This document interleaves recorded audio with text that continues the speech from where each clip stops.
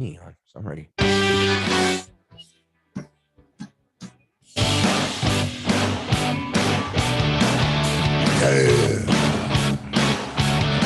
and get your BJ with Brandon and Jason. I sound like Eric Cartman today. Yeah. I don't know why I started doing that voice. I'm so excited for Ryan Bowen.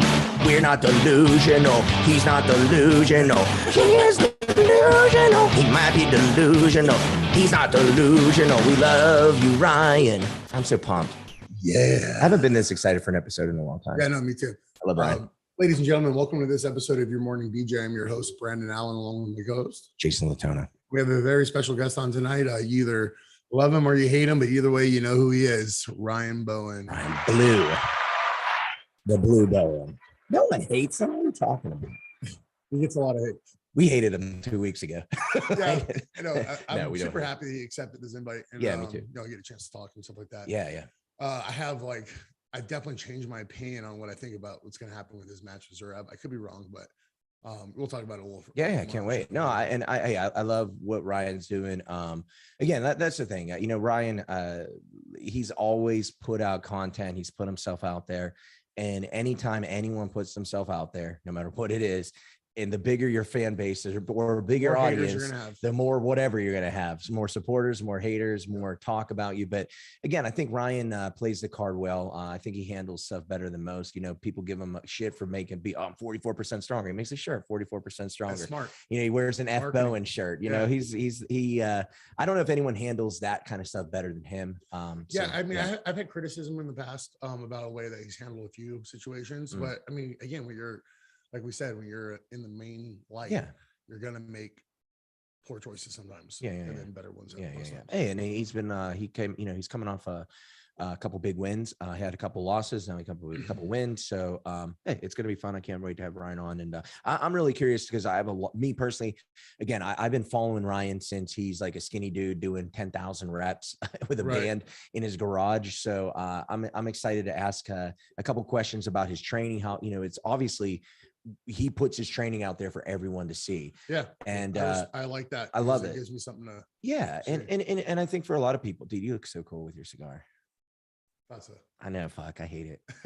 I hate it. I'm so, I told you I got a bottled water and I'm drinking my a blend of Fireball and Jack Daniels. I asked Brandon, would you want to have a fire with? And he told me that all it does is remind him when he was like 14 and walked up and down the strip. I don't know about that. I don't know about 14. Okay, 21. Because I don't think Fireball came out until I was like 18 or something like that. So 3 years ago. Yeah. 3 years ago, Fireball and but I know Fireball reminds me of my party days when I used to drink a lot, and I've had some of the worst. There's times where I hug you and I still smell the smell, right? It's probably been 5 years since I've had it. It's still in your system. Yeah, definitely is. So we got some crazy news this week. Yeah. It's awesome. I know you guys all probably already know if you're watching the show, but Devin Laird is taking the match versus Prunick at East versus West 5. Yeah. So that's interesting. I'm so excited for it. Oh, it's huge. I mean, if you're an arm wrestling like 15 fan, days or some shit. Yeah, and I mean, if you're an arm wrestling fan, I mean, anything Devin touches, he's that other guy that anything he touches kind of turns to gold. PP wants to know what kind of vape this is. It's my father, brother. It's is that what you call it, a vape still? And it's a vape. Is that what that is? Yeah, this isn't a real cigar. Oh, I know that. Yeah. It's a machine. It's a good. It looks good. I had to charge it. It looks good. Yeah. God bless you. It's our Jamie, aka Sarah, my wife, is fighting off a cold. So prayers for Sarah. We're hoping we both get it. Yeah. At least we can stay home tomorrow and not work. It's a huge match. I mean, I'm a huge fan of both. Devin's a friend, but I'm a huge fan. Maybe my favorite arm wrestler, Todd Hutchins, Cobra Rhodes, and Evgeny Prudnik.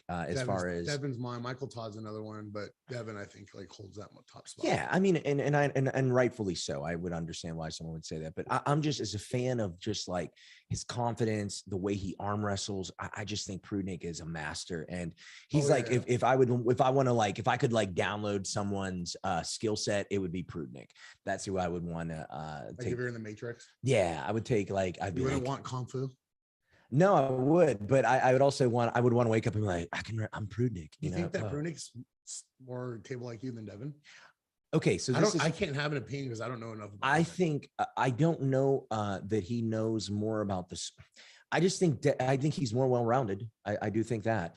I think he has more. I think he has more ways to win. Who do I favor in the match? I don't know. I can see a scenario where Prudnik flashes Devin 3 times in a row. Oh, if did you see the training footage? I think Prudnik is really fucking clever. Well, training footage is a whole different world, obviously. Yeah, I mean, dude, there's guys who I beat in practice that will smash me. There's so much out of context. I think Prudnik is really smart. I think he know that match might be coming. And again, who knows? Devin's also that smart. So it could be them both playing mind games. It's such an interesting match. It's so awesome. I can't wait. I can't wait for Devin to be over there. I feel for the referees. It's going to be a handful. Yeah, and especially I can see a scenario where Devin loses a round or two just based on fouls. Yep. And on and that's, I don't know. We'll see. I can't wait. He's going to respect Prudnik in a sense that he's going to take everything. He'll try. He's going to try. He'll try. But here's the thing with Prudnik. Prudnik won't set up with him, and he has everything too. So I think, in that situation, I think Prudnik wins the game of patience over Devin does, and that could get Devin in foul trouble. Devin gets foul trouble everywhere. Did you see the interview with Ingen and Travis Bajan? No, I didn't. I heard about it though. It was pretty cool. It was pretty good. I watched one of the clips that was released like 6-7 minutes, something like that. But just what Devin or what Travis was saying about Devin and things like that, what John has told him, and I think that Devin's going to win the match. Yeah, hey, it'd be amazing if he did. It would kind of show that he is. Then maybe he probably is. I think if he beats Prudnik, and if he beats him anyway convincingly, I think he's the number 2 guy. Again, but it's so hard to say now with Dave looking so damn good. Yeah, well, Devin actually made an argument on how he thinks Dave's the guy to beat. I think that too. In North America. Yeah. Oh, 100%. But because Devin's only beat him WAL. Right. You know what I mean? Yeah. So on a 7x7 pad. I mean, it's interesting because the problem is if you have any stamina issues though, and then you're going against Monster Michael Todd, that's you're in a bad day. You can be up friggin' 10-0, and Michael Todd can come. If it's best of 11, Michael can come back and beat you. Yeah, but we were talking about Devin though. No, I'm saying though in North America. Oh, okay. Like you're saying the guy to beat, because I guarantee you ask Monster Michael Todd, he's going to say he's the guy to beat. I would have to argue with that. I would agree with that too. Yeah, because if it's if it's Dave and Michael in a super match, Michael. It's best of 3, maybe Dave, but I'm taking that best of 5. I'm taking Michael all day. Yeah. And again, I love both. I love all those guys. They've all been guests on our show. I think they're all wonderful dudes. Did you see the footage of Larry Wheels? Which part? He looked great in the tournament. He looked fucking good. Yeah, and he got in that war with Mazadar. Or I'm sorry, I don't remember how to say his name. I know he had a match against Saban. The Indian dude he had a war with. Yeah. And then we know Larry has a small gas tank, so I'm sure that drained him. I think you're saying a small wiener. I was like, I think his wiener's probably pretty good. He's probably pretty big. Yeah, me too. When we were at Kern in 2018 and we competed against each other in powerlifting. There's a wiener story? Yeah, after the end, we're taking a picture together, and he's standing there, and his dick's like half hard, chubbed out through his singlet. I can see this giant thing in the vein on the side, and I can see the way I can draw a picture exactly. I can picture. I'm already painted it in my head. So we're sitting there taking a picture, and I reach down and grab his dick, and then he's like, "Hey man, stop playing." He's gay. I was like, why is he being so gay? It's gonna be hard. It's gonna be half hard. You ever let me hold it? Don't be gay, dude. Yeah, that's gay. Then they hold it. That's just gay. That's a good story. It's not like I like doing it. If I like doing it, it would have been gay. No, you had to. It's like, I don't like helping you. You're my, if there's something you need help with, like moving something, and I don't like doing it, but I do it because we bond because of it. So I would have held his wiener just for the sake of bonding. It's perfectly normal. Yeah. It's acceptable. That's why you have a cigar. But yeah, I think, but shout out to our friend. I would imagine, and darker, and smokier, ashier. I mean, but a couple of our friends competed over there too. Shout out to our friends Oleg Mosley, our buddy Artem Taranenko. Oleg looked awesome. Artem looked awesome. Yeah, my buddy Greg Yo out in Singapore. He came in 7th place.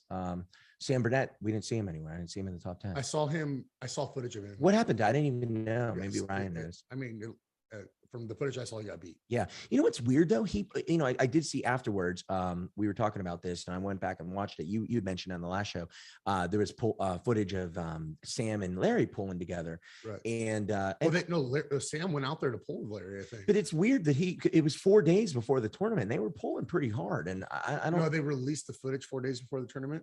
It could have been several days. No, prior. He said it. They said it on the thing. They said, dude, we're not going to go that hard because he's competing in 4 days. I think Larry's such significantly stronger than Sam Burnett that it didn't affect Larry. I don't think it would affect Larry, right, but I think it definitely affects right, Sam. I would think it would affect him. So who knows?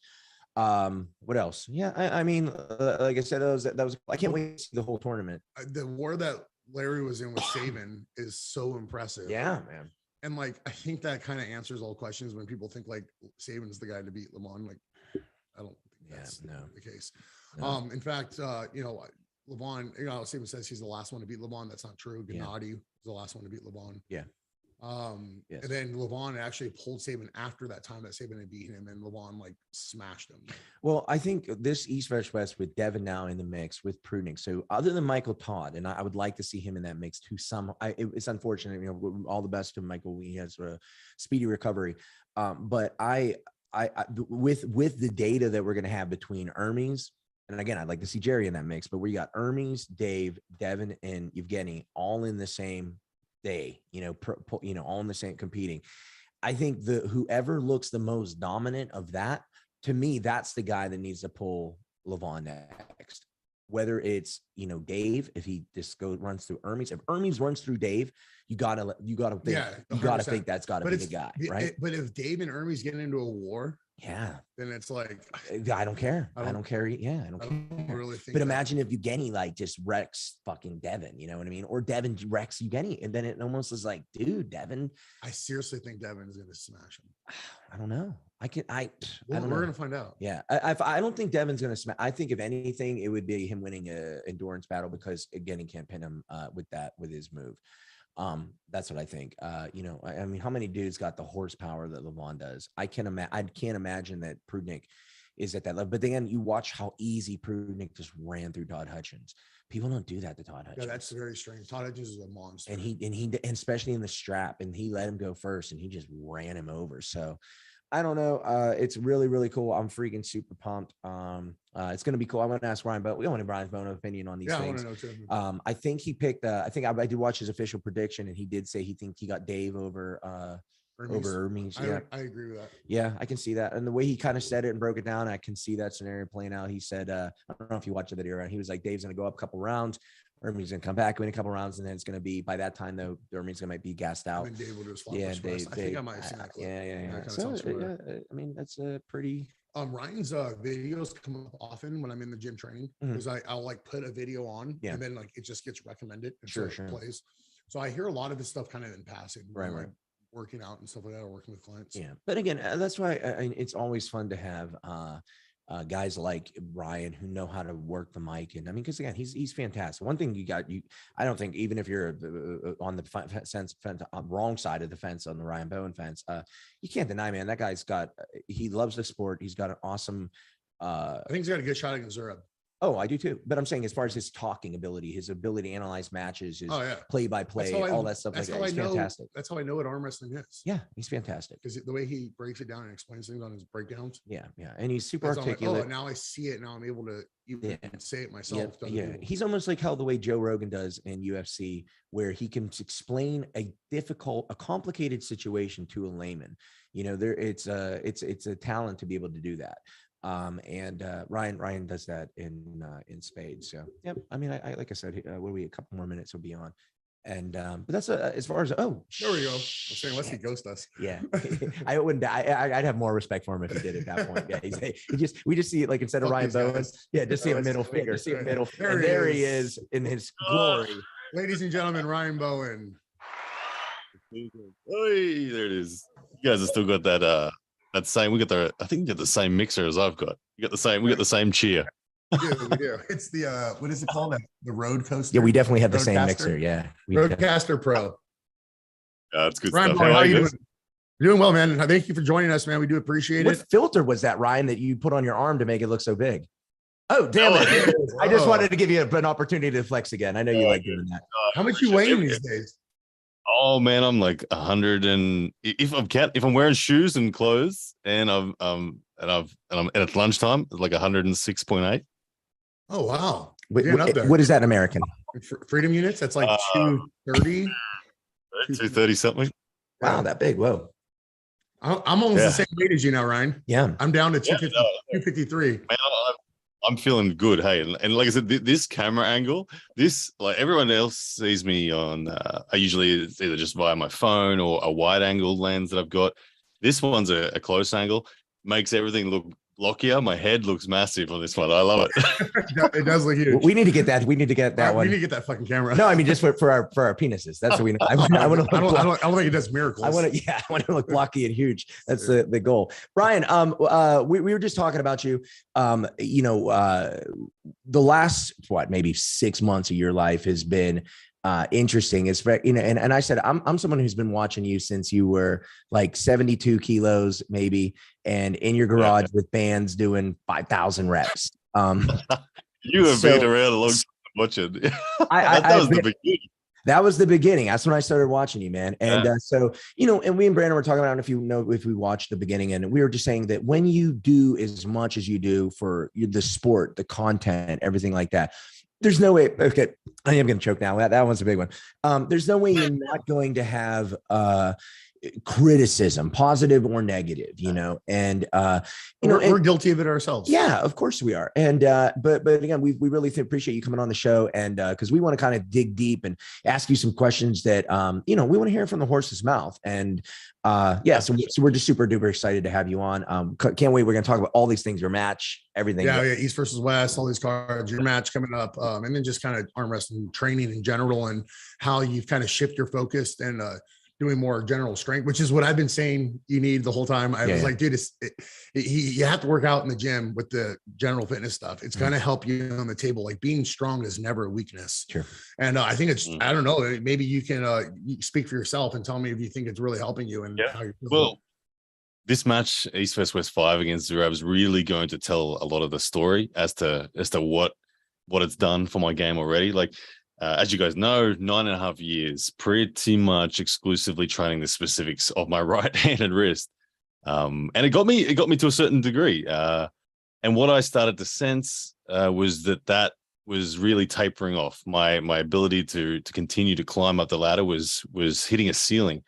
And I listened to everyone's advice, and eventually the collective advice was it was enough to convince me to stop doing the giant pumpkin thing on the right hand and say, all right, get some foundation strength. And I, with Lachlan Adair, I contacted Sebastian Oreb and have now been training for about a month, just what you'd call base level foundation strength. And holy shit, have I grown in a month. Like it's crazy. And what this is going to do, like I've talked to a lot of different people, and like I know some guys that have enormous bench presses that I can destroy on the table. Sure. And those guys have said to me, look, don't worry, don't expect it to carry over to the table too much. But for me, it's the other way, because I have a hand that is, at least it's up there relative to the guys I'm chasing. I've always been losing because of the foundation strength. So I feel like now that the foundation strength, even if it's still low compared to the possibilities of bench presses and stuff, I feel like with that increased foundation, it's accompanied with my hand at the level that it's at. Yeah, I'm excited to see what it can do. And so Zurab is going to be a real opportunity to get a good measure, I think. Yeah, it's a real test. And those people that are counting Ryan out on this match, there's a few things to consider. Ryan beat Chant Shaw. Chant Shaw smashed Europe. And again, I think Chant Shaw is a different puller than he was maybe when you guys pulled, but you are as well. So I think that both of you, it shows that there's not on this island, you know what I mean, in your guys' weight category, that he's beatable. Yeah. And I'm excited for it. I mean, it shows a lot. I mean, because obviously we saw Zurab get into a absolute death war with Ron Bath, and then take John Brzenk to kind of a brink, and then that's what made Chance's win was all that impressive. So I think, you get a win over him, or even just look more impressive than Ron or John did. It's kind of like another feather in your cap, Ryan, I have a question. So I want to back up a bit. Not to bring up a painful memory, but you have your match with Coach Ray. Obviously, did not go the way and again, Ryan, that was the one match. I thought you were me too.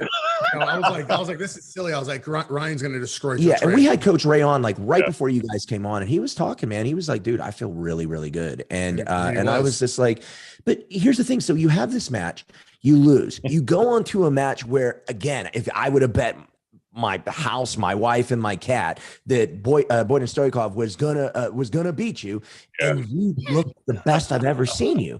And I'm like, what the fuck? So what happens between then and there? And when did you have the whole epiphany of bringing in Sebastian? You know what I mean? Because it's weird when you have a loss and then you come back with maybe the best win of your career. Because to me, in my opinion, the Stoikov is a bigger win than it would be against Ray. Oh, yeah. Like that was the word on the street was that Bogdan was a far more and this is, I don't want to be offensive to Coach Ray at all, because look, he kicked my ass at 90 kilos. He at 90 kilos beats me, and he deserves all that credit. But everyone between that match was telling me, like Neil Pickup was trying to cancel the match. I had to talk him back into it, because he was saying what happened with Ray. He said Bogdan's another level up. Engens could describe Bogdan as potentially top 5 in the world at 100 kilos. And so people were telling me that, look, Bogdan's going to destroy you. And I said, no, look, I'm ready. I said, this is the normal me. I said, I'm back to the me that is at my happy place. And that was the 98 kilo me that took on Bogdan. So I had 4.5 weeks between Ray and Bogdan. And so the whole time. I was eating, like, we were on holidays, we were touring around Europe and stuff. I was gonna say, you're eating and arm wrestling everyone in Europe. Like, that's what you were doing. I was like, this guy's gonna be fat and tired by the time he gets to Stoikov. So I weighed in for Ray at 88.7 kilos, dehydrated on the scales, right? Yeah. I overdid it. Actually, my scales were different to Engen's, but that was the official weigh-in weight. And so, like, when I arrived in Istanbul, I was 92.5 kilos. So that was, and I got to 92.5 kilos by dieting and running every day. The diet, I was on about 1,000 calories a day for about 2 months to get down to that 92, and then I dehydrated. So I was depleted, to say the least. Sure. For the next 4.5 weeks, I just ate food as much as I possibly could. And I stepped on the scales at 98 kilos the morning of the competition with Bogdan, and I ate a massive chicken schnitzel and I had a beer about an hour before the match. And I think I honestly identified for me the lead up process that works best. And I've tested it out twice now, and it worked wonderfully well. And what I think that is, I reflect back, one of the best performances I ever put in my life, relative to people that usually would beat me, was about 5 years ago. You guys wouldn't have known about it, but it was just the state titles here in Australia.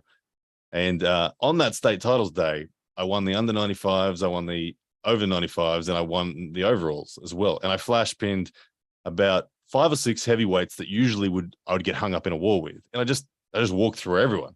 And that day I was fat-faced and really full of food. And I didn't identify it at the time as that being such a big factor.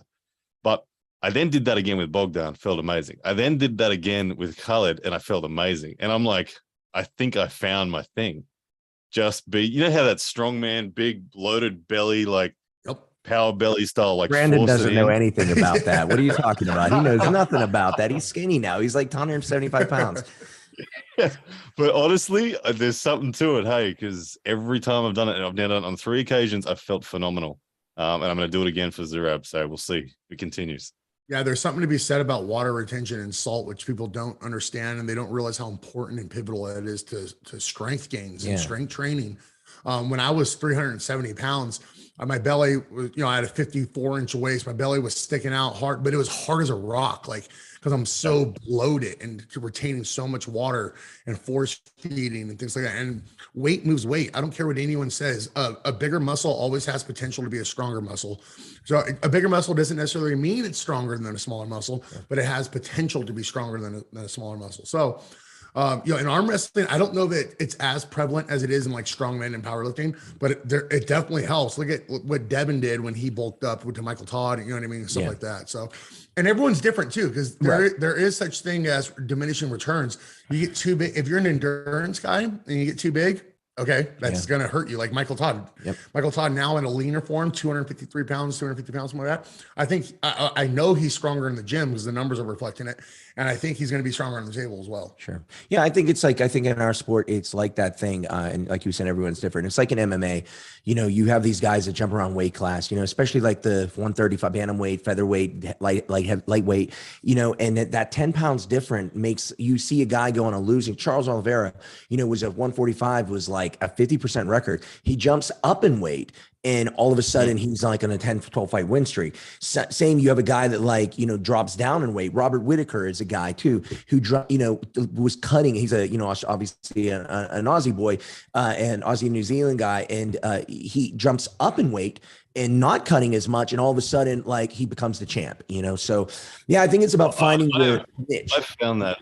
I've found that consistently with myself as well. Even if I reflect back all the way to the beginning, I was 87 kilos the day I found arm wrestling. I cut down to be under 80 kilos to compete in Australia, and I thought that was to be competitive. I thought, oh no, look, I'm not a 95 kilo guy, because that was my choices. It was either 80 or 95. So I cut down to under 80, and I remember being terrified of going up to the 95s, thinking I'm not going to be able to hang with them. I eventually was sick of cutting to 80, and I just embraced the 95s as an 87 kilo guy, and I found I was more competitive. I was like, what the hell? How is this happening?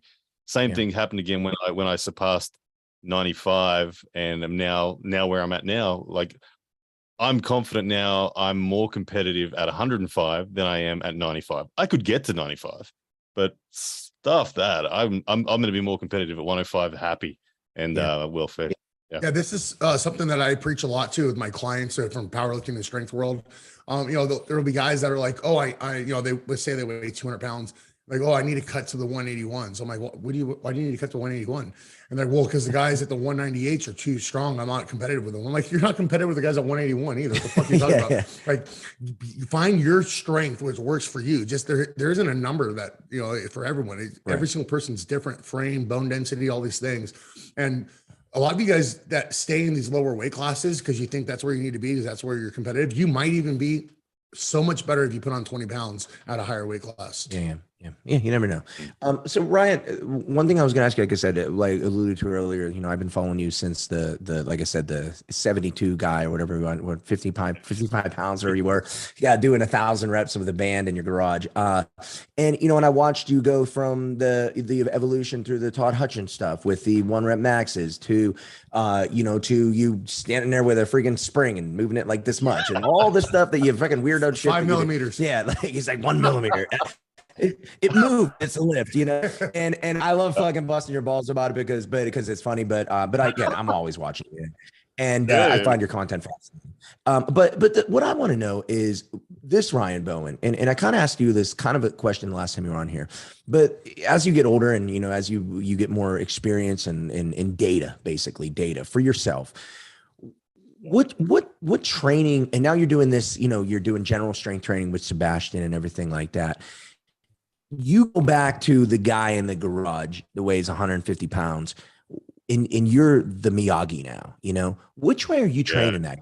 Which way are you training? That is a super fascinating question, because we only get one roll of the dice ultimately in this life, don't we? And so we reflect back on it and say, well, look, could it have been more optimal if I could go back and tweak it again? And, you know, I would still say that the foundation has to be table time. You have to begin and know what strengths matter more. I think it's a curse to be fundamentally enormously strong as a human.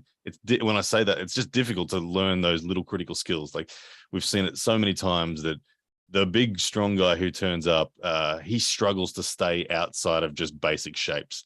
I do think it's an advantage to start fundamentally behind the 8 ball in a strength sense and learn to win as the weaker man. Once you've mastered learning to win as the weaker man, then you can move on to actually making the movements that you've identified as the most critical, making them really bloody strong. And I still think that they are arm wrestling specific movements. So I would still go through a skills-based season. I would then go through a strengthen the critical areas season. And then I would hit where I'm at, which is okay, now go to the big engine room and build some base power. I still am happy with how I've done it. Like, it's been messy, but in a broad sense, I'd keep it the same. I think skills, critical strengths, and then fundamental strengths in that order. Yeah. So what I'm hearing is that you feel like you couldn't even got to this point without doing those things. So it's kind of hard for you to answer, which I understand. We got a super chat from Mr. McPhee. He says, East versus West 5. What an amazing event to be a part of. Ryan, are you more excited about pulling Zurab to prove all the haters wrong, or just to be there together with all those legends? Thanks, guys. Oh man, it is going to be such an amazing event. I was on the phone to Devin earlier this morning, and we were just reflecting on how crazy the room is going to be. Like the names that are there. You've got Levan, you've got Saplenkov, you've got Brzezinkin, you've got Devin. Like holy crap! Like that's maybe the best four. And you got Dennis and Gary Goodridge. You got these guys that are like, legends. You know, if you're a fan of the sport. Cobra's there, Cobra, Engen, Gary. Like the list of people in that room is phenomenal. Like just being there as a fan is amazing.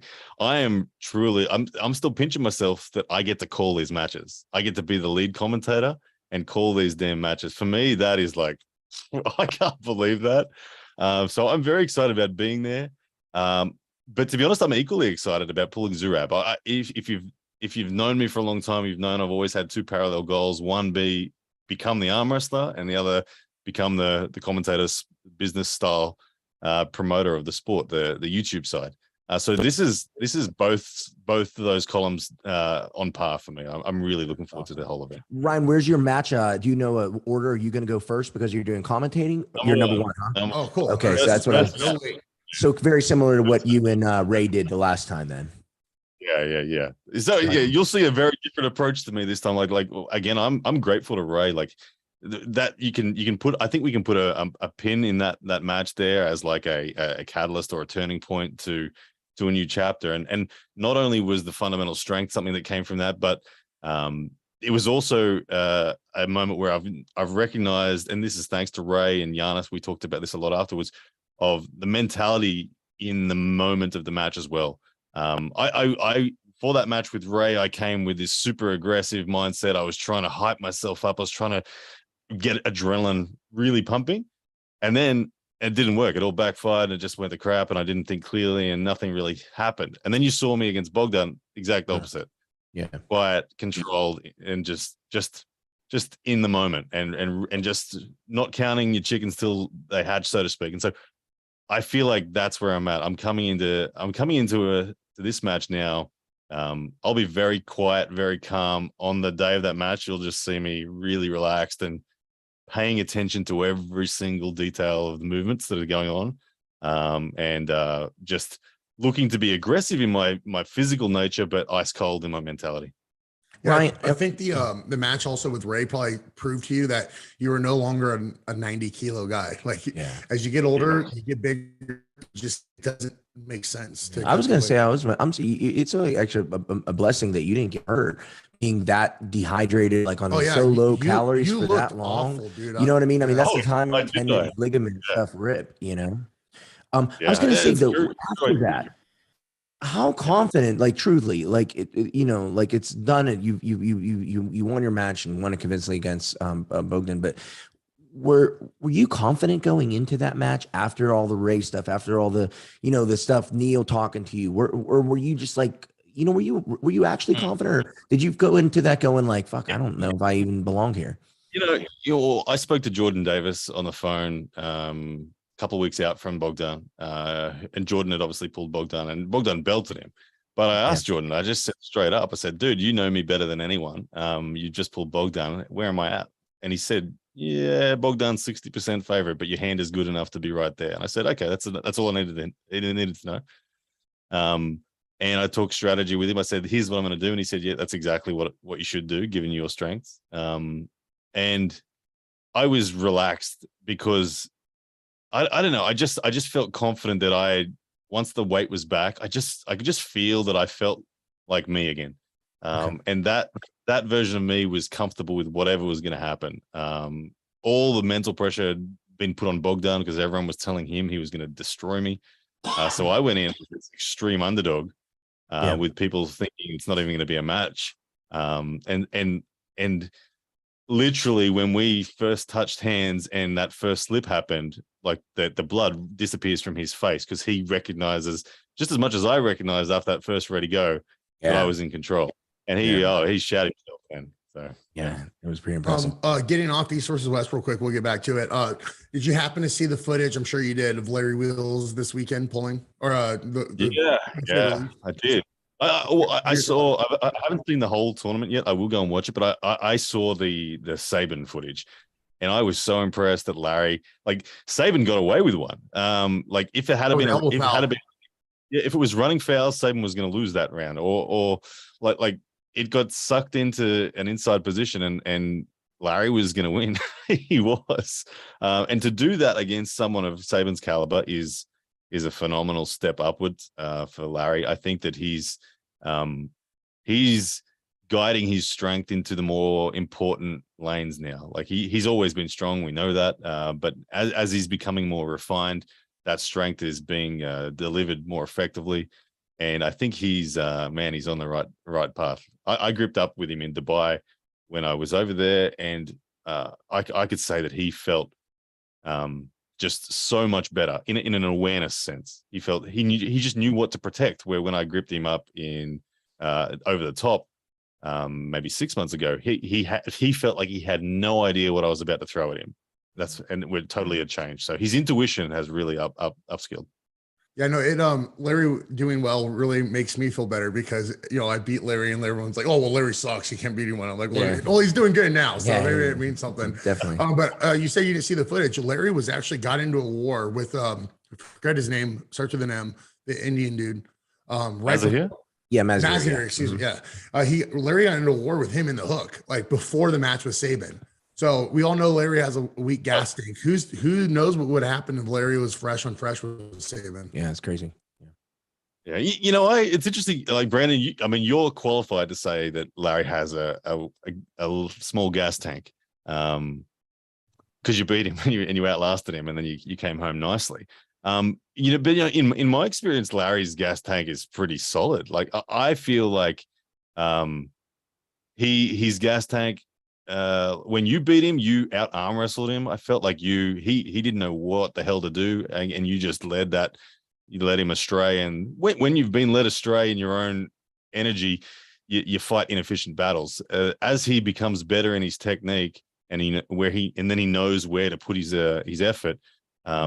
He's that feeling of endurance. It goes up. I certainly say that relative to me, Larry feels like he's got heaps. Yeah, but I don't know. You got that more recently than me. So sure. You have a better. You're almost coming up a year now on your match, basically. Yeah, December. Right? So yeah, it's almost a year. Yeah, Ryan, who obviously you put some after pulling. Granted, you got to pull the legendary Dennis Saplenkoff. But to me, when I was watching you pull, the guy who impressed me pulling everybody, including you, was David. He looked like he was just. Like that guy is he that strong? Like, what is it? Like, cause you look like you grabbed him for a second. You're like, okay. No, I agree. He was the one dude that I gripped in the after pulling that I just went, oh, okay, there's like another level that is somewhere I can't do anything to. His wrist rise was what blew me away. It was just literally his ability to just take control of the top of the hill, and it was impenetrable. There was no even stretching it, like as I tried to grip him. So I had zero ability to put any actual fortitude or defense up. It was just like, okay, you can do anything you want, because he had so much wrist rise. He felt amazing. I think he is a superstar. And not that he isn't already a superstar, but I think he's someone that you are going to see surge up the list of overall ranks very, very shortly on the right arm. I know he's already on the left arm, right up there, but I think the right arm as well, you'll see him inside that top 10 very soon. Yeah, let's get back to your match coming up. I watch your footage. I see the training stuff you do, and some of your playful training pulling that you do with guys. I see that King's move. Oh man, it's there. I have one. I don't go there.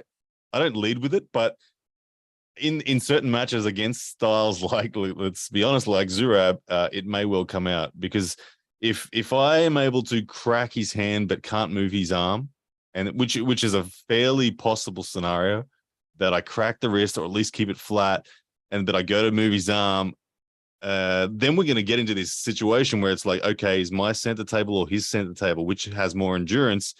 If his center table has more endurance than mine, and again, this is probably likely given what we've seen in the way he pulls, there's a good chance that he starts to move me to center. You will then see King's move. I promise you, it will happen. If that's how it goes. I think it's coming. I'm excited to see it. I want to see how Zurab adjusts to it if he's able to. Yeah. I honestly, I'm not gonna lie, Ryan. I think you're gonna win that match. I really do. I favor you on it. A few weeks ago, I thought otherwise. When I first heard your match with Zurab, it was like a knee-jerk reaction. I was like, oh my god, like that's crazy. Like, but because in my head is the Ryan Bowen that just lost to Coach Ray. Yeah. So I'm like, okay, wait. And then now that I've had like clear head to think about it and like kind of analyze a little more, I'm like, all right, hold on, wait a second. This might not go that way, especially with how big and full you're coming in. Is there a weight cap that you guys have, or is it just? No, I've been given just the green lights to be as big as I want. Zurab's confident man. So Zurab himself is coming in around 104, 105. So we're going to be within 3 or 4 kilos of each other. I'm going to probably come in. I was going to say, he pulled Chance Shaw. Zurab pulled Chance Shaw. He doesn't care what Ryan weighs. Right.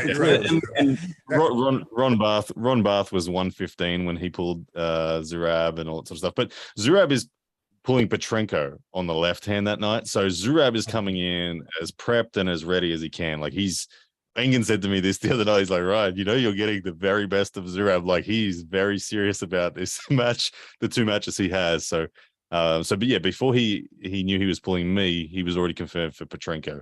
So, yeah, he'll be like 104, 105, and I'll be 107, 108. Awesome. I was going to say, so obviously we just, Brandon and I were talking about it before you came on. Obviously the massive news with Devin is actually going to pull Evgeny Prudnik. And you get to call it. And you get to call that match. I am so freaking pumped because I said, for me personally, Devin is a friend and I love Devin. We hung out and all that stuff like that. But for me, as a fan of the sport, if I could matrix somebody, like plug myself into the matrix, I know Kung Fu, I would want to download Evgeny Prudnik's skill set. He's just, to me, the most, other than John, and maybe even more than John, I don't even know, but the most complete, like, it's just like he looks like he does everything right. What's your take? I know I watched your prediction with Dave and Hermes. I think that's kind of good or kind of right. That's why I'm bringing Brandon. I kind of feel the same way. Yep. I haven't heard you say anything about this match yet. I haven't been on internet all day or anything like that, but what is your kind of thoughts with this match? Yeah, I haven't given an official prediction yet, but I definitely will. But I agree with you entirely when you talk about if you could download anyone. When I started the sport, I very quickly identified three people that I studied ferociously: John Brzank, Devin Larratt, and Evgeny Prudnik. They were my 3. So I agree with you entirely. You have to say he's a complete arm wrestler. There is no position he can't pull in. He has a very balanced offense to defense ratio, which subsequently allows him to just have beautiful counters at the perfect times, and he can fire bullets off the go, or he can brace for an amazing defense. Like he has it all. I think against Devin, we're going to see him punching pretty hard off the go. I think he's going to be looking maybe I not necessarily for a flash pin, but I think he's going to be hitting for superior position and then looking to out-squeeze Devin from there. I think it's going to be a phenomenal match. I think these 2 guys, we could, like, it's so hard to predict the shape of this match because it could go anywhere and everywhere multiple times. Like even within the same pool, like before the round's over, we might see 5 different directions from these guys. Like it'll chop and change that much. I think this will be an absolute spectacle and celebration of all things arm wrestling. Yeah, like I said, I couldn't agree with you more. If you told me afterwards, whatever it went to 5-1, 5-3-2, whatever it is, I'd be like, yeah, I get it, because I can see any scenario where Devin stops them. You get me 3 rounds, or he's up 2 rounds or whatever it is, and then Devin comes in that stop, and then it's the tide's completely turned. Or I can see, man, because like I said, well, I can imagine Prudnik. He'll be very intelligent. He'll let rounds go. Like he won't fight too long. If he's lost a round, he could stick around and fight it. But I think we'll see Devin get to superior position in a round or 2, and Evgeny will just say, "No, have that one." Right. And then he'll come back and hit something different again. I think that these guys, like, you have to give Devin this slight edge on endurance, and you have to give Prudnik the slight edge on offensive power. Yeah. I agree. And I said, one thing I am worried about for Devin though, is because, you know, we're on small paths, we're on East versus West rules. We're not so lenient with the king of the table kind of, you know, rules that him and Levon were under. I can see plenty, and Prudnick is such a smart arm wrestler. He won't let Devin do the game thing. I can see things where Devin gets warnings and to fouls and to lose at least a round on, you know, on 2 fouls. Right. So I don't know, man. Like I said, I'm just super excited. One precedent that has been set by the East vs West guys is that it's not rigid rules. As much as it's written as rigid rules, it's not. The way they just go and look at Jerry and Gennady if you want confirmation that it's not rigid rules. So they let arm wrestling do the talking, which I'm a big fan of. I like that. I like letting the guys fight it out, and I don't want to see anyone clearly getting the rub of the green, so to speak, from a referee. And I think the referees manage that well. And in this circumstance, yeah, Devin is known as the louder talker and the guy who will look to win the setup. But Prudnick, behind closed doors, ask people who's the worst person to set up with in the world, and they all say Prudnick. Like they say, Prudnick takes everything. So I think that I think Prudnick is up for that fight as well. I think that Prudnick and Devin, the setups, I think, will be part of just as much the spectacle as I say. Let them set up and fight and argue. Give them 3 to 5 minutes for the setup. It's probably going to be that. It might be that. It might be that. We'll be entertained either way. We don't rush the starts. Let them fight. Right. And another thing to be said too is that we have 15 days. I can't wait to see the build-up videos, the shit talking, because they're both great at it. Yeah, because Prudnick does it too, and Prudnick's going to come out with a cringe rap. It's gonna be funny as shit. It's gonna. I don't know. Devin's gonna rebuttal to that, or maybe Jody will for him. But it's gonna be awesome to build up. I can't wait to see the shit talking. Yeah, and again, Ryan, congratulations on just being, like I said, just being over there. Like Brandon and I were talking about, just being commentating, dude, being having a. It's just awesome. Man. Well, the commentary that you did on the match with Vitaly and Dave Chafee was awesome. It was great. Yeah, you and Coach Ray work really good together. So who's commentating with you at this one? Yeah. It's myself and Coach Ray, and we'll have Gary Goodridge as a special guest. So, in between matches and stuff, we'll get Gary's opinion and whatnot. But it'll be myself and Coach Ray calling the play-by-play. Man, don't let Gary elbow anybody. Yeah, right. I was going to say, man, the after pulling alone with all those legends in the room, because Dennis is going to get on. I imagine Dennis is going to get on the table, and Devin and Levon. I mean, they're all not going to. Oh, Levon's not going there. I believe I could be wrong, but I remember seeing an interview where Levon denied doing any after. Oh, okay, man. I don't know. I've seen that too. I think I could get him on there. I think I can get him. Yeah, you can get him, Ryan. I will get. If I was Levon, I definitely wouldn't want to get hurt by a pulling Ryan Bowen, but he probably could pull one of the weaker guys, like Saplankov or Artem Morzov, one of those. Saban, all those pussies. Not Ryan Bowen. He doesn't want to hurt himself. Ryan, we had someone call you. You're on the. Something I wanted to ask you. Brandon and I, we both were all talking about. We had someone. One of our guests called you out, and they said they wanted a match with you, and we wanted to get official prediction. If A, would you take this match, and B, how would this match go down? It's a very famous arm wrestler by the name of Gabriela Vasconcelos. And she called out this. She's an asshole, first of all, because she called out me too. She's going to be here next month at my house. I have a super match with Gabby and on the 18th of November. So if you think you got pressure with Zurab, I got to fucking fight Gabby the day before. Yeah, I would be sick if I were you. I said, I don't know if I should cut weight or throw up, or I don't know what I should do. Just pretend you're sick and not show up. That's what I'm going to do. But yes, I don't know if you watched the show, but she called out you, Coach Ray, and myself. Gabby said she would have And so what do you have a message for Gabby? Gabby's the Levon of the women's. She's not only the Levon, but she's also the John of women's arm wrestling. When you look at her accolades, and I got to grip her on the side table at East vs West 4, and she felt phenomenal. And I remember thinking, okay, I'll do what I've done with other female arm wrestlers that I've gripped. I'll just hold center, and I went to hold center. And I held it for a bit, and next minute I'm getting turned into a hook, and I'm like, "Hang on, what's going on here?" Yeah, and then I thought, okay, right. I said, in your defense, she was probably about 20 kilos heavier than you were at that time. at the time, I think he was definitely heavier. I think she had about 8 kilos on me that day. She definitely had the which shits to win the beer before that match. That's what she had. Yeah, for sure. And then impressively, I pulled her again, and I was like, okay, well, we'll ease it. And I thought, this time I'm not going to stumble. I got to go, and I got to start punching away. And I went to do it, and again, my pronation was being contained, and I was just like, man, that's so freaking impressive. So, she's a that killer. Wasn't a good day for you. Yeah, that wasn't a good day. You need to erase that day from your head between Coach Ray and Gabby. Let's just concentrate on Zurab and Khaled Bogdan. You've done. Oh yeah, let's talk about that. So has there been anything new going? Like, have you heard anything new about you at King of the Table versus Khaled or a rematch? When I get to Istanbul, Don Idris from Core Sports is going to be there, and I'm told we're going to have a conversation to shore things up in an official sense then. So, look, the intent is Khaled, and like Khaled was very clear about it and adamant that he wants to pull me fresh. He wants his chance at redemption in that respect.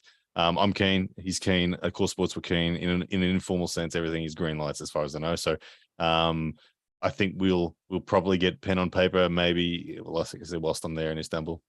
Yeah, that's awesome. Man. I was going to say, Ryan, what were you thinking? I know in real time you were kind of, I feel like you were pretty open and honest live on that thing on the commentating. But when you were watching him beat Schoolboy, because I don't know about, I thought Schoolboy was just going to wipe the floor with him. Yeah, and I thought Schoolboy was going to 6-0 Khaled, and then I thought Khaled was going to 6-0 you. No, I thought no matter what, Schoolboy's just going to beat him up, get him tired. Bowen come in and do his thing. Yeah, after too. seeing the war that he was in, I was like, oh, Ryan's gonna. But were you like looking at that going, oh shit? Because there was a point. There was definitely a point where Coach Ray and I are sitting next to each other commentating. We're looking at each other going, oh shit, what are we up for here? I was gonna say, we can hear your voice, but what was your face like? What, you know what I mean? What was your face like looking at Coach Ray? I was as shocked as anyone that he did what he did. So credit to him, he's stronger than I thought he was. To be able to beat like Schoolboy, he's just a legitimate arm wrestler. We know that. To be a super heavyweight under 21s world champion is a significant thing, and I thought that Schoolboy was going to do it easy. So the fact that Khaled did what he did was super impressive. And there was definitely a part of me that was like, wow, maybe this is going to be tougher than I thought. But I ultimately just said to myself, just again, stay relaxed, do your thing, pay attention to the setup, and just give yourself permission to whatever happens. I said to him, and this is the mentality I bring into matches now, is where if he's good enough to beat me, then take my hat off to him. He deserves it, but he's going to have to beat the perfectly executed version. And it played out. Ultimately, it's probably as good as it could have for me. With him beating Schoolboy and me beating him, it sets the rematch up nicely. Yeah, there was a moment in that match with Khaled where you looked like you got in a little bit of trouble. Yeah, for sure. Oh yeah. I was like, oh shit! I was like, he's doing too much. Because I was going for the dad move. I was like, because I'd said to him, I'll dad move you in the end. And after round one, I thought, okay, I can do anything I want to him. And I went inside and squeezed it down, and I brought him right in, and I was looking at him, waiting for him to look up at me. And then I was going to finish him with a dad move, but then he never looked at me. And I'm like, the bastard's still fighting. And he's still fighting and he's still fighting. And the next minute I'm starting to sense my wrist flexion's gassing. And I'm like, why the hell is my wrist flexion gassing? And then I had to all of a sudden retreat to center. And then that gave him the hope that he could win. He came up and tried to press me. And I thought, okay, well, good. I can hold center. But then he dropped low and started climbing again. And I'm like, oh, my hand is gone. I had to bail. And yeah, man, I was getting all sorts of Michael Todd slips out and everything. Yep. Yeah, it was awesome. I mean, Brandon's still, for some reason, biased toward King of the Table, too. I don't know the reason why. It was the best King of the Table. Okay. But I mean, again, you were a part of just such an awesome event. And hopefully that we get to see that match. It'd be really cool to see. It was just, that whole event was just awesome. Everything between Schoolboy, the ups, the downs, the Chafee, Vitaly match, maybe the greatest arm wrestling match that I've seen that I can remember. I don't know. So, greatest I've ever seen. Yeah, it was just awesome. Your commentary, Jake, Coach Ray, what a hats off to Larry and Adam and all those guys over there for putting on just an awesome event. So yeah. So Ryan, I'm curious, what are your thoughts of having a rematch with the big dog Chance Shaw? Excuse me. Man, look, Chance Shaw is very much in my my thoughts. I would like it. If all goes well against Zurab on the stage, I'll call out Chance Shaw. I will. Yeah, that makes sense. That would make sense. That would make sense. What about I think it makes complete sense. Sorry, who are you going to say? What about Beer Man? Anything? I know Evan wants it a lot, and it's a cool match. I love it, but I think I'd kick his ass so bad. I don't know if he really wants any of that. What Honestly, about Brandon Allen? Oh, who's that? Yeah, what about? No, you're too light. He's too heavy for you now. He's too heavy. Am I heavier than you, Brandon? What do you weigh? What are you weighing, man? 253. So let me do the math on that for you. I don't know. Yeah. A little heavier than you, not much. Yeah. You said he's 239. You said you're 239, 240? I'm like 107, 108, 107. Yeah, I don't know. We can't. 114. Okay. Yeah, that's fine. Yeah, that would be. Oh, so that's fine. All right, fine, motherfucker. Let's get it. Yeah. you need to have the match with Brian, and then have Gabby come right after. Well, a lot of people don't know that we didn't really make it public, but Ryan invited me to a match to pull him, but it was during COVID and like when Australia is their fucking crazy authoritarian bullshit they're doing over there with the vaccine. I was like, I'm not getting the vaccine, so sure. That obviously was put to bed. But I still want a chance to pull you. You said you wanted to pull someone that does a King's move. I'm right here, big dog. I can't wait. Hopefully one day we get a chance to, Yeah, and we talked with Tim Talmadge because my wife Sarah now is a sponsored athlete in Arm Sports Entertainment, and Tim was talking to me about they're trying to get a group together to bring a Team USA versus Team Australia. I don't know if you were familiar with any of this stuff or anything like that. Tim had mentioned it to me as well. I think that as the world's properly opening back up, like I noticed that I'm unvaccinated as well, so I still am limited to where I can go. I can't come to the USA yet. I can now go to Canada. Really? I've heard that Canada's now opened up for everyone, but yeah, USA won't allow anyone in that's unvaccinated still. So what? Really? Legit. Well, we got the midterms coming up.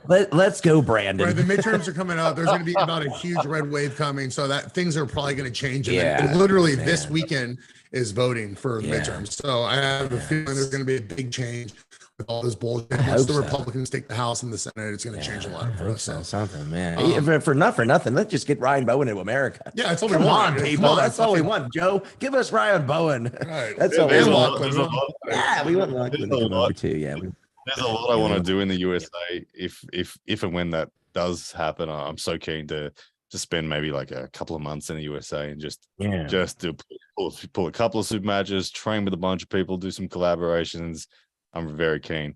Hey, there is one thing that I am doing that I have to tell you about that's just starting the information will just start to flow. I asked my YouTube channel, I said, what do you got? I was trying to work out what to do when I got to 100K subs. And I said, I want to pull someone. I put a whole list of people. Who do you want me to pull? And they almost unanimously voted RVJ. So I want to see that. I voted RVJ. So I think it's going to happen. I just got off the phone with RVJ in the last couple of days, and I think it'll happen. I'll probably venture up to Canada early next year at some point, and as a celebration of the 100K.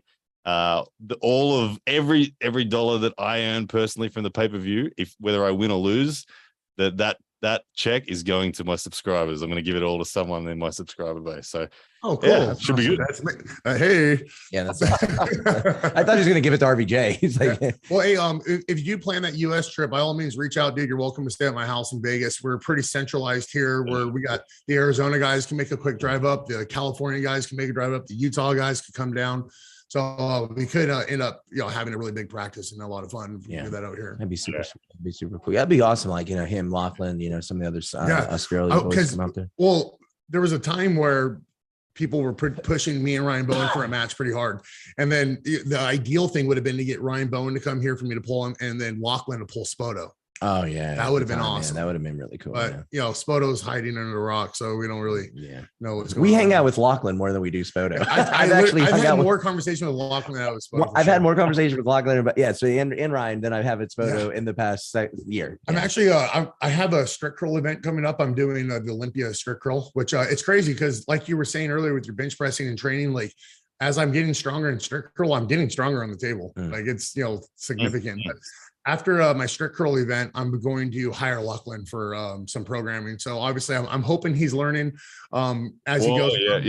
Yeah, Well, he's man. he's learning from Hermes Gasparini right now, so that's pretty. Like at the moment, like we've got an amazing system that I'm very excited to be a guinea pig in at the moment.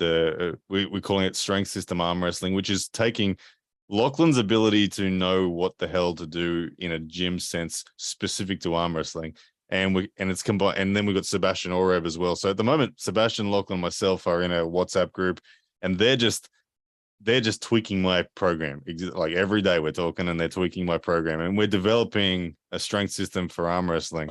And of course, Hermes is overseeing everything Lachlan's doing. So Hermes is flowing down into that as well. So we're very excited about refining this system at the moment. And so, yeah, good move. Hermes is doing all their nutrition, so they're just everyone's face is getting fatter and fatter and fatter. Yeah. Hey, Ryan, do you happen to know who Eric Lillybridge is? No, I don't know that one. He's like world champion powerlifter, was in the USA, but moved to Australia, and he trained under Sebastian. Okay. I was hoping you might know who I was going to say. I beat the guy that your guy coached. But yeah. Me and Eric were take that, Bowen. Right, now I'm going to get you next. Yeah. There you go. We'll go after Sebastian. Send us some F Bowen shirts and we'll rock them on the show. What else? Okay. No, Ryan, like I said, it's so cool. Your journey's been awesome. We had Justin Bishop on last weekend, and it was weird because he was just in his car and it was strange. So this is nice to actually see our guest. Because Justin was like literally in his car, like in the dark, and he was like, "Yeah, man, I'll pull Bowen, sure." And so it's refreshing to have a guest that we can see. And is that another guy? Is that another dude that you'd like to get us another crack at? Is Justin? Yes and no. Yes, because it's Justin and I love Justin and we have a story. At the same time, I'm not sure what Justin's weighing, and I think I'm just 20 kilos heavier than him or something. You're much bigger than him. I know that Justin's never afraid of pulling up, and look, there's in some form I need to grip Justin. We need to, even you're if gonna it's get a chance, right? We're going to be there in Istanbul, so there could be some after pulling, but it's still after pulling. But look, sure, I'm always down, but I would never want to go and like push and press and ask for that match. If Justin came to me saying I want to take you on, Ryan, I think I can still beat you, then I would say, yeah, right, let's do it.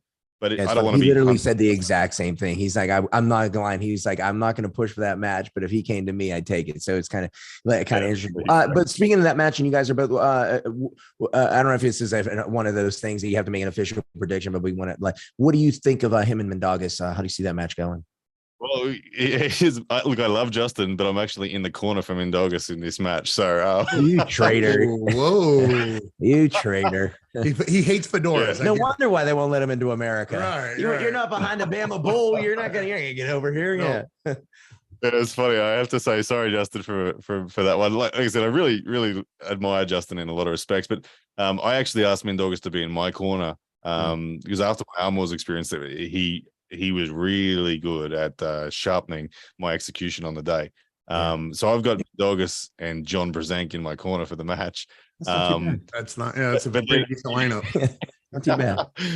But then Mendogas said to me, "Man, would you be in my corner as well?" I said, "Yes, of course, I would be honored to." So I'm going to help him pick apart Justin. So my prediction on that will be, I think realistically, Justin has, he's got a big engine room in raw side pressure. I think he's kind of comfortable pulling with his wrist slightly cracked, and I think that's what's going to happen. I think Mendogas will probably crack his wrist. But Justin will kind of let it happen and just say, okay, here we go. Let's go sideways. He's always got a big amount of presence of back pressure, rising pressure, even if his wrist is cracking. So I can see Justin's arm being what will win it for him if he can win it. But I think the hand control battle is going to be won by Mendogas, and it's going to come down to who sort of executes better on the day. Man, I hope Bishop, because he has Mendogas and you said John, right, in your corner. I hope Bishop has Devin and Levon and Saplankov. Yeah, Saplankov in his corner. Just to be like, that's a hope. Just to make it just fucking really crazy. Yeah. Make it even. How cool, how freaking cool is the day going to be when you think about that? Again, you just reminded me of how awesome it is. It's awesome. It's just crazy. Yeah, I love it. Yeah, it's so awesome. Yeah, actually, a quick story. One of the coolest things I've ever seen. You may have seen it. Was Coach Ray captured it on a short. It's the best short I've ever seen. I loved it for arm wrestling. It was at East vs West 4. the rules briefing was going on, and all the athletes were crowded around the referee and the briefing and the table. And he's filming everyone there, and then he films over to the side of the stage, and there's John sitting 10 meters away, sitting back in the throne like a chair. He's like, I don't give a fuck about the rules meeting. Like everyone else there, but there's John. John doesn't need no rules briefing. It was great. It's awesome. Again, that's why it's so cool, Ryan, that you actually came on and right before this match. It was really cool for us to talk to you, pick your brain. I do have a quick question. I know I wanted to ask you something. What are your thoughts of and I don't know too much about this. I heard a little bit about this where the WAF now is if you pulled in the King of the Table or an East versus West event, you're not allowed to compete in Worlds next year. Have you heard about this? Look, as far I don't think that to be entirely true. That might be a little bit of what do you call it? Chinese whispers going on. I'm pretty certain that East versus West is aligned with WAF, who's Engen Terzi is aligned with WAF. Sure. And I know that for sure because everybody who'd previously pulled in PAL events, so all the top 8 guys, myself included, because I came off Zlotyter, so I had a 12-month WAF ban because I pulled Zlotyter in 2019. So anyone that had been previously put on a not in good standing list under WAF, right? I was going to say you had something like that yourself, right? Yeah. So all of those guys who have now competed with East vs West had to sign a contract or an agreement saying, yes, look, we're now pulling under an event that is affiliated with WAF. We have to adhere to WAF rules, or risk a life ban from WAF. So East vs West is aligned with WAF, so that won't be there. But the King of the Table, they did release something about King of the Table the other day, but it wasn't to do with athletes. It was to do with event organizers and officials, and that was because of as far as I know, because of a bodybuilding logo that was put on a poster on King of the Table that was affiliated not directly but indirectly with IFA. So there's a lot of bullshit politics going on. So I think if they remove that friggin' logo, then it won't be an issue. But I hate seeing politics get involved of arm wrestling. I think it's terrible. I don't like at all what the WAF does in that respect. So yeah, I'll personally always lean on the commercial side of the sport, rather than the pursuit of the Olympic dream, which apparently is kind of what WAF is after. I'm all about making a career. It's about a big career for me, and that's the commercial side. So yeah, and I think that at the end of the day, the best pullers or the best athletes are going to go where the money is and where the publicity is. Same thing in powerlifting. Like powerlifting, I've been a part of powerlifting for a long time, and it's all these like new waves that people come up like, oh, we need to get in the Olympics. We need to get in the Olympics. It's never going to fucking happen. And quite frankly, I would never wanted to go to the Olympics. Number one, you want a drug test? Fuck that. Number two, it'll bring like the top guys won't be the top guys because now other people from other sports will dedicate all their time to arm wrestling, which could be good and growing the sport. But again, I don't really care for the Olympics. I don't care to see arm wrestling go to the Olympics. I don't care for powerlifting to go to the Olympics. There's way more people in powerlifting than there are in arm wrestling, in my opinion, that's never going to go to the Olympics. And as long as we have like these promoters like Engen and Adam and Blair doing powerlifting's in the Special Olympics. Nice. Maybe look at arm wrestling. I swear to God, it is. Maybe we'll get arm wrestling for Special Olympics. So you're saying there's a chance. I have a chance, man. If I lose my match with Gabby, that might be where I go to the Special Olympics and beat some of them up. I don't know. Well, Brian, we don't want to keep you all day, dude. I know you got to go. Yeah, we want to let you go here, but we do appreciate you coming on, brother, and looking forward to see your match with Zurab. Can't wait to see what you do. I didn't really want to ask you any questions about your game plan. Obviously, I'm sure you don't want to reveal anything. You're gonna win. That's what he's gonna win. I'm actually completely comfortable saying it. I'm gonna top roll the shit out of him, man. I'm gonna give it everything I got. There's no way I'm going into hook with that dude. Right. Nah, you're not gonna go in. You're not gonna test your elbow integrity. Come on, right? King's move first. Get him tired. Then go. I see this the whole time. I thought he was gonna just lean on his elbow, go right inside, and trust is what's your tissue? Your connective tissue. Thank you. I thought you were going to out connective tissue. I'm Ryan. I'm sad now. I'm sad. I don't even want to watch. It'll look. If all goes to plan, it'll look like it did against Bogdan. That's the perfect game plan. What he has that Bogdan doesn't have is more horsepower once he loses his wrist. So if he loses his wrist, he's going to drive sideways. I'm going to defend, and that's where that the Filthy Kings move might come out, Brandon. And hey, I love it. I love it. I was going to say, I don't want to see your connective tissue get destroyed by Zurab. I want to see you sticking around and arm wrestling for a little bit longer. We all the best, Ryan. And we know you still having some sales. I saw like you got underwear that's on sale now. What do you got? Everything is on sale. There's always something selling. But yeah, poundforpoundarmwrestling.com. I appreciate the plug, man. Thank you. Absolutely. Yeah. We got, I know you, Brian, have some handles, arm warmers. I think what you got like percentage off on everything like that. And you had some big sales and stuff going on. So we can Sarah can put the link in the chat there for you. So if you want to head over and pound support Ryan Bowen in his quest to 100,000 subscribers, so he can test his connective tissue against RBJ. That's a mouthful right there. And he'll give all the proceeds to your connective tissue. That's what he said. Yeah, that's it. I'm gonna give someone. I think that I just suspect. I know Rob needs a decent payday to come out of the woodwork. I think that the amount of people that will buy the pay-per-view is pretty substantial. And Rob's like, "Yep, I'm cool. I'm in." But I don't want to take anything from it. So if I win, and look, even if I lose, I'm giving my check to the subscribers. If I win, it's going to be a big payday for somebody in that subscriber base. Sweet, man. Awesome, Ryan. Thank you for so much for coming on. Thanks for coming on, brother. We do appreciate it. And have a great day. And we'll talk to you after your match at East versus West, hopefully. Beautiful. I'll see you guys in Istanbul. That's awesome, Ryan. Awesome. Have a good one. Later, brother. Ryan Blue Bowen, ladies and gentlemen. Always easy to interview. Easy, a great interview, a great guy. He knows how to talk. That's weird, right? Yeah. He does. If he could only arm wrestle. Wait till he gets off. Wait till he gets off to say that shit. All right, guys, we're gonna wrap it up. We were 10 minutes over. That means it's 15 minutes past Brandon's bedtime. Past my bedtime. I gotta go to bed here. So you know the drill. Stay gay.